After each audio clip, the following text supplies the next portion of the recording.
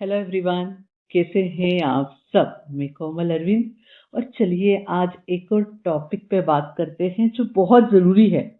खास करके कई सारे कंफ्यूजन है जिन्हें दूर करना ज़रूरी है। तो क्वेश्चन ये बनता है कि without emotions are any relationships real. ठीक है, क्योंकि आज हम बात करेंगे इस मामले में थोड़ा डीपर जाके कि एक सिंपल सवाल है, क्या कोई भी रिलेशनशिप जिसमें इमोशनल बॉन्डिंग नहीं है उससे हम रिलेशनशिप कह सकते हैं क्या? क्या वो रिलेशनशिप हुआ? जैसे अगर आप ऑफिस में देखोगे, जो बॉस और एम्प्लॉय का रिलेशनशिप होता है या कलीग्स के बीच का, वो ज्यादातर प्रैक्टिकल होता है, एक ट्रांजेक्शन जैसा। काम पूरा करो, सैलरी लो और रिस्पॉन्सिबिलिटी जो भी आपकी है रिस्पॉन्सिबिलिटी वो फिनिश करो, बस। इमोशनल कनेक्शन वहां जरूरी नहीं होता है। व्हाट आई से, जरूरी नहीं होता है, ठीक है। पर वहां पे भी कई बार अच्छे इमोशनल कनेक्शन हो सकते हैं, पर यहाँ जरूरी नहीं होता है। लेकिन जब हम बात घर की होती है, माँ की, पिता की, भाई की, बहन की, पत्नी की, है ना, पति की, तो वहां हम सिर्फ नाम का रिलेशन नहीं देखते हैं, राइट। वहां हम दिल से जुड़े होते हैं। अगर इमोशनल बॉन्डिंग नहीं होती तो सिर्फ नाम का रिश्ता रिश्ता ही क्या हो जाता, बच जाता, एक ट्रांजेक्शनल रिलेशनशिप रह जाता, राइट। जैसा ऑफिस में था, राइट। ऑफिस से अलग यहाँ क्या होता है, यहाँ हम इमोशन से जुड़ते हैं जो अंदर से खाली नहीं होता है। अगर सिर्फ सरफेस लेवल का रिलेशन रहेगा वहां पे, तो रिलेशन क्या रहेगा, रिलेशन रहेगा या खोखला कहेंगे उसे, सिर्फ रिलेशनशिप का टैग।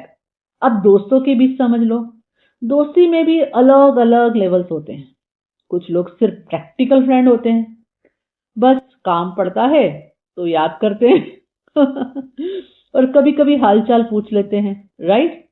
और बस फिर आते हैं हमारे ट्रू फ्रेंड्स, जिन्हें हम वाकई में फ्रेंड्स कहेंगे, जो प्रैक्टिकल फ्रेंड्स जैसे भी होते हैं, जहाँ पे वंस इन अ वाइल आपकी बात होती हो, पर वहां एक केयर होती है, अंडरस्टैंडिंग होती है, राइट।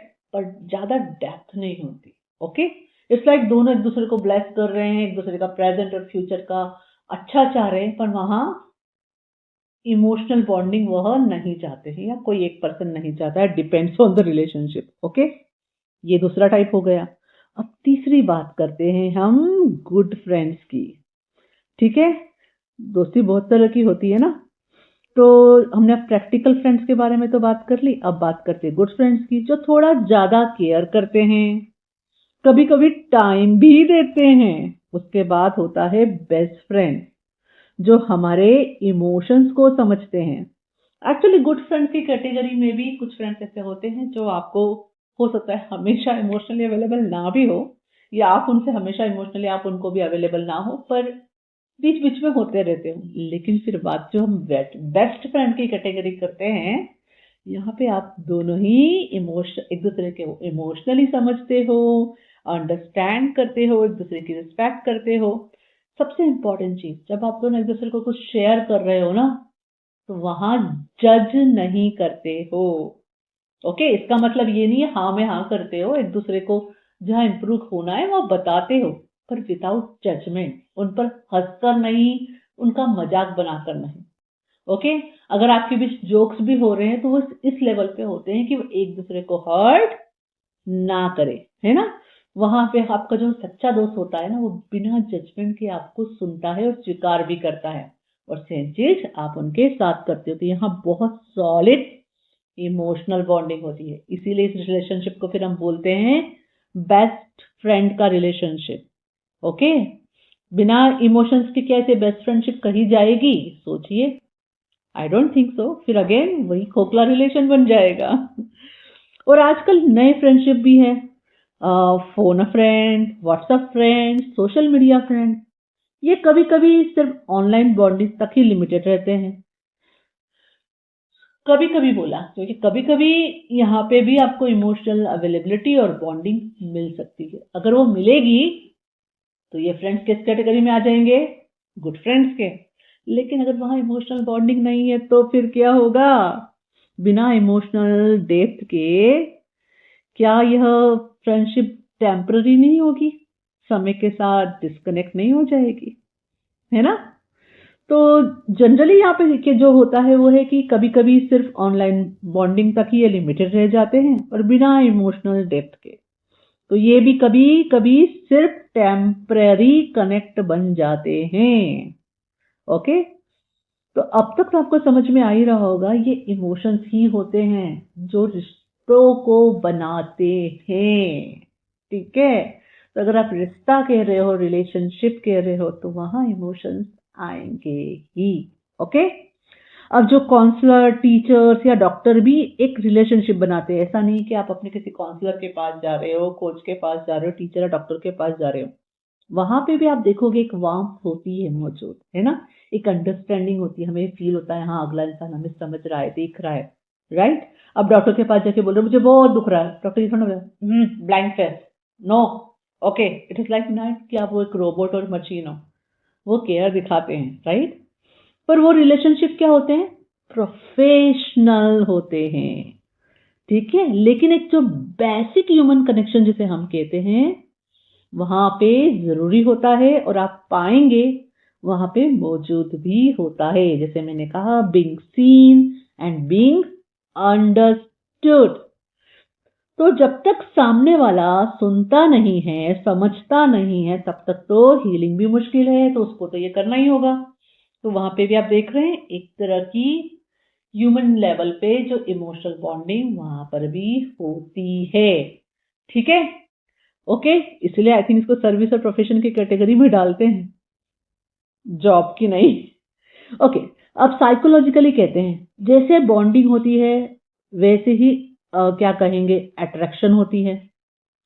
अगर हम सिर्फ प्रैक्टिकल रिलेशनशिप रखते हैं तो हम अंदर से डिस्कनेक्टेड फील करते हैं। अभी करके देखना ऐसा, आपके आसपास कोई रिलेशन है, सबके साथ आप सिर्फ प्रैक्टिकल रहना चालू कर दो, अंदर ना इसी खालीपन महसूस होने लगेगा।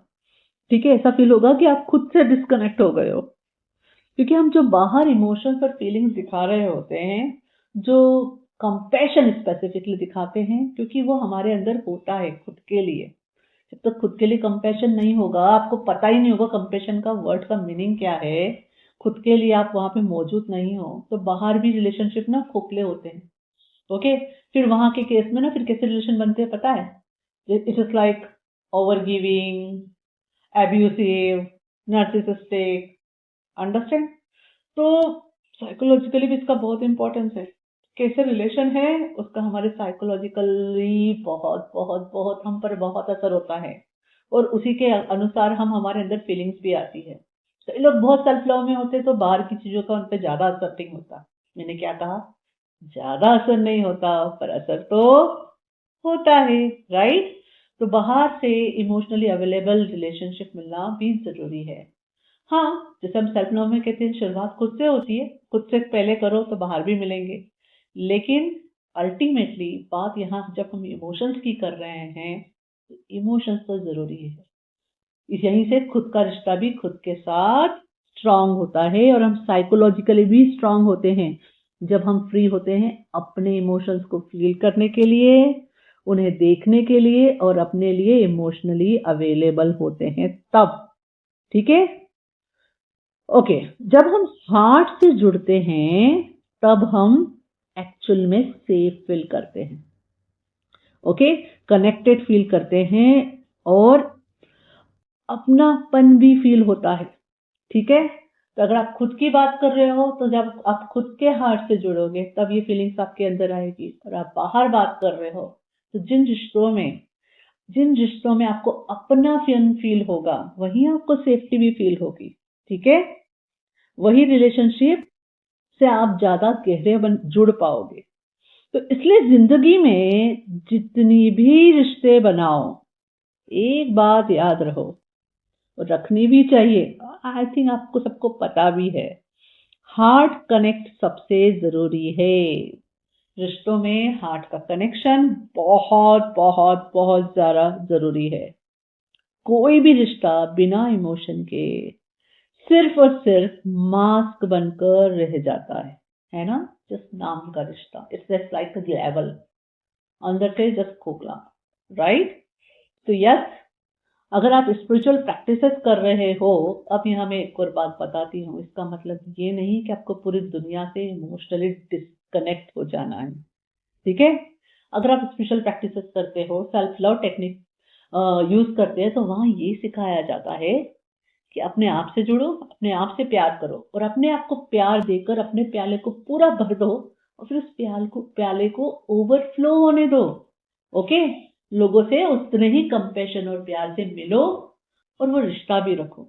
आपको यह नहीं कहा जाता है कि आप इंसान हो, आप पत्थर बन जाओ क्योंकि अगर आपके अंदर इमोशंस नहीं है, फीलिंग्स नहीं है, तो फिर आप क्या हो गए? एक मशीन नहीं बन गए, राइट? तो यहाँ थोड़ा समझने की जरूरत है ना?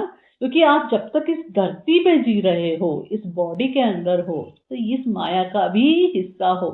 अगर इस माया से फिर पूरी तरह डिस्कनेक्ट होना है, तो फिर यहाँ रह के नहीं चलेगा। फिर तो एक ही तरीका बच जाता है, हिमालय पे चले जाओ या अकेले हो जाओ। और अगर अकेले रहना नहीं चाहते, तो फिर इमोशंस तो आएंगे और उनको हैंडल करना भी आपको सीखना पड़ेगा।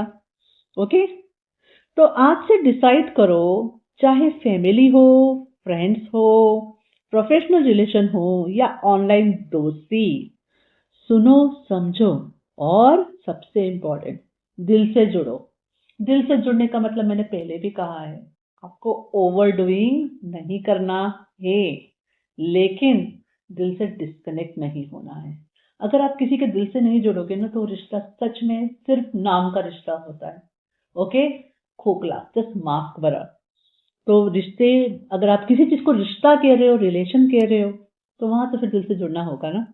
इवन जब आप मनी मैनिफेस्ट करते, तो वहां पे भी आपको सिखाया गया होगा, अगर आप कोई क्लासेस लिए हैं ऐसे, तो मनी को भी प्यार देना होता है। अगर आप मनी को ये बोलोगे मुझे मनी पसंद नहीं है, तो आप उसे मैनिफेस्ट नहीं कर सकते, ठीक है? जब आप कहते हो कि हाँ मुझे मनी पसंद है, मुझे मनी से प्यार है, तो ये तो मनी भी आता है, राइट? ओके, और तभी इन शॉर्ट, जब आप दिल से जुड़ते हैं, तभी रिश्ते सच में रिलेशनशिप बनते हैं।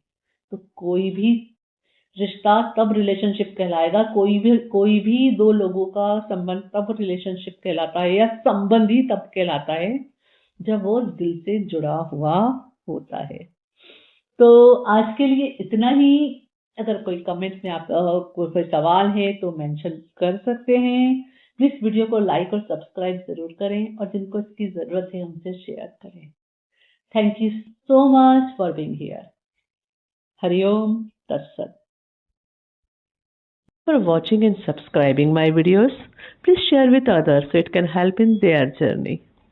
Please check my description box where you get all my paid and free courses details. And you can visit my website to read my blogs in Hindi and English. Thank you.